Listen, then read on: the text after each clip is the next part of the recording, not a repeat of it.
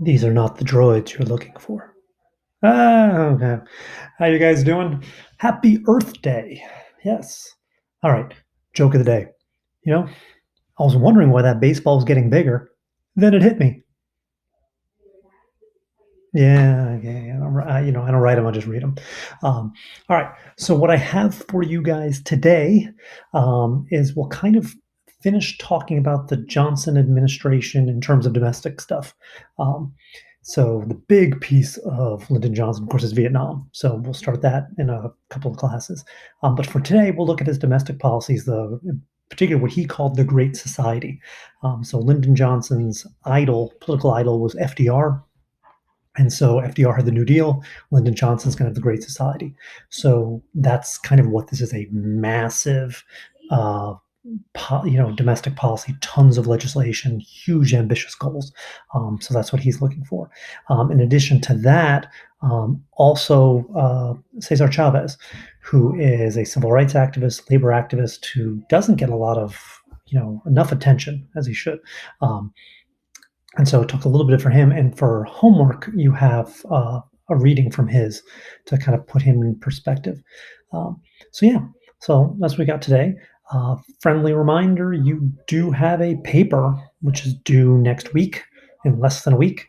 So hopefully you remember that at least. I don't know if it's enough to expect you guys to have started it. Though the National Endowment for the Arts is part of the Great Society, so you do have that. So yeah, so I hope all is well. Stay safe, stay smart, and talk to you guys later. And so today we'll talk about Lyndon Johnson, and in particular his domestic policies. So Lyndon Johnson becomes president upon the death of John F. Kennedy. Lyndon Johnson is a good old traditional Southern Democrat. He is from Texas, and he has worked his way basically all the way up through the political ranks. So his political idol was FDR. He worked for the New Deal in the 1930s in Texas with the National Youth Administration. He was actually a school teacher for 2 years. From there, he became a member of Congress. A member of Congress, he went to the U.S. Senate. In the Senate, he rose through leadership, becoming a minority leader, then a majority leader. And this guy knew how to get stuff done. This guy knew how to work people over. I love that picture you see on your screen right now of him just kind of towering over people and then trying to intimidate them, getting them to basically bend to his political will. It was this, as well as being a Southern Democrat, that allowed him to get great things passed in forms of legislation. So remember, it is Lyndon Johnson, not John F. Kennedy, who gets the Civil Rights Act passed. It is Lyndon Johnson who gets the Voting Rights Act passed. And again, he can do that because he knows how the levers of politics work. He knows who these people are. He can wheel and deal with them that way. But also, he's a Southerner, and so he comes to this with credibility. Now, once he gets into the presidency, his his political role model, his political idol is FDR. So FDR had the New Deal. Lyndon Johnson gives us the Great Society. And so with the Great Society, um, it's going to be just like the New Deal. Lots of different pieces of legislation looking to basically better the lives of American citizens. As he said, he wanted to declare unconditional war on poverty. So there are legacies of the New Deal that are, rather, of the Great Society that are still around today. So, first off, he created something called VISTA, which is Volunteers in Service to America. And VISTA was kind of like a domestic Peace Corps. So, remember, John F. Kennedy created the Peace Corps as part of his New Frontier. Johnson says, well, wait a minute, we've got problems here.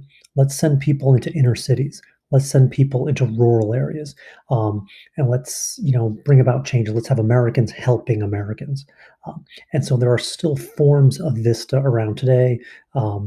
It's been rebranded as AmeriCorps, but you still have government-sponsored programs like that. Medicare and Medicaid were created as part of the Great Society. So Medicare is basically government subsidized health care for senior citizens. The thought being there that senior citizens need more health care. They're on fixed incomes, so the government will provide some assistance in the form of Medicare. Again, still around today. Medicaid, same thing, but for people who are less economically advantaged. So this is for people who can't afford the high costs of medicine, and so Medicaid helps people with lower incomes give access to medicine. Again, still around today. Um, it is Lyndon Johnson that begins federal funding of education at every level, starting with pre-K, something called Head Start, which is still around today. Head Start is basically government-sponsored preschool in which parents can go, young parents can go to work. They drop their kids off at a Head Start program. Head Start then provides education, provides food for these kids, and in some cases, even medical care. While the parents then can go off and work. And the thought is to give these kids a head start on life through education, because again, when our parents can stay home and work with us and teach us and read to us, we were lucky we had that opportunity, but not everybody does. And so Lyndon Johnson wanted to make sure, especially America's poor people, working class people, single parents, their kids had those same opportunities.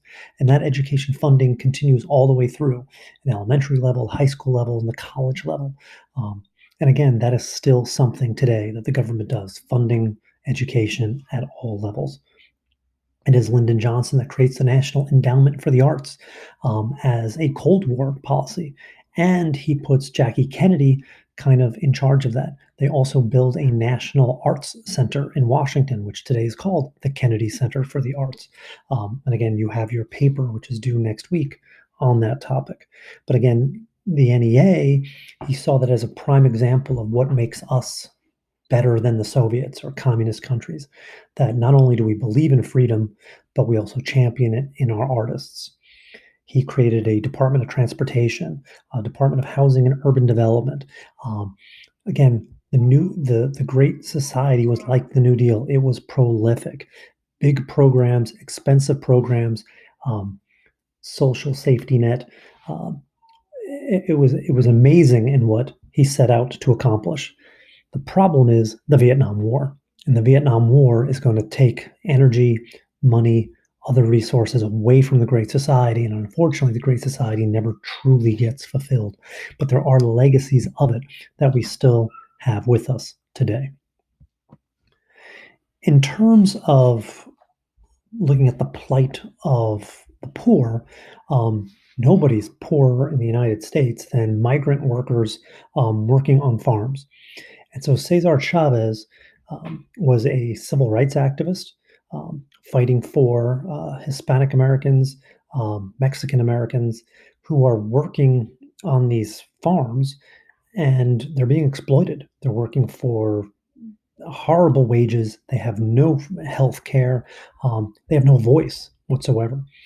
And so Cesar Chavez creates a labor organization called the United Farm Workers. And he organizes farm workers, in particular in California.